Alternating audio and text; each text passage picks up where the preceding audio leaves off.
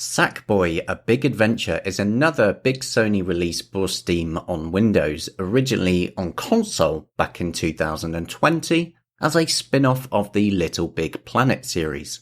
Thanks to the Proton compatibility layer, it works out of the box on Steam Deck and Linux desktops.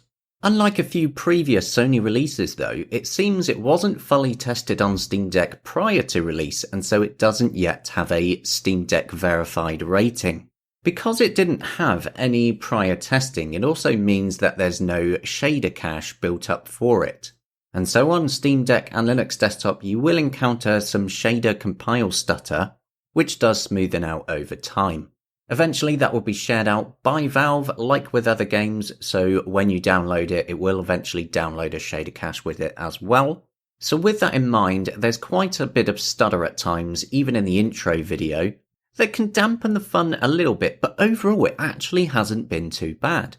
If these types of stutters do truly annoy you though, which is perfectly fair, it can be annoying, I would say wait at least a week or so on bigger releases before playing on Deck. Unless it releases with a Deck verified rating, that means it probably has been played properly before release.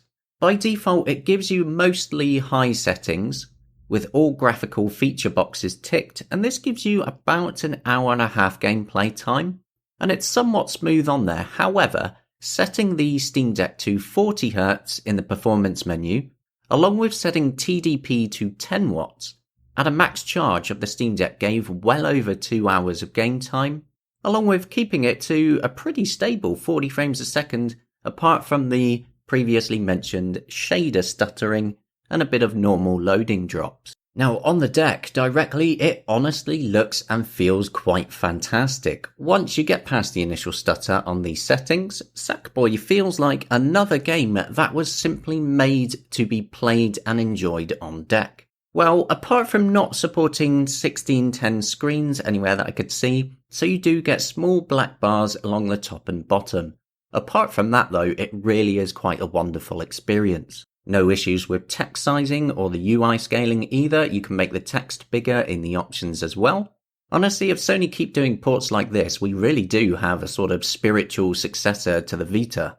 Now, I've been having quite a lot of fun with this one. I've never played it before, blasting through the levels and customizing the various outfits that you can mix and match together. It's pretty sweet.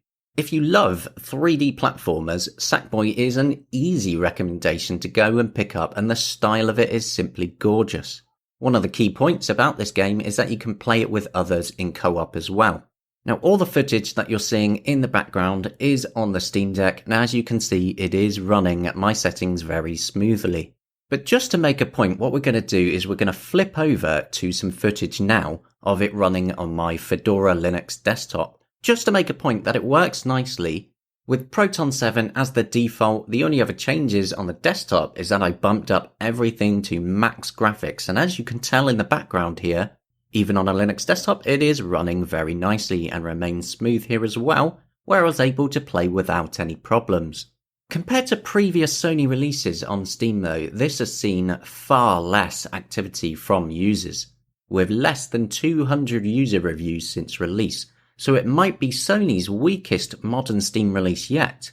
Even Uncharted, which you'll see pop up in the corner for my Steam Deck footage, saw quite a small release on Steam when talking in terms of the player numbers and the user reviews.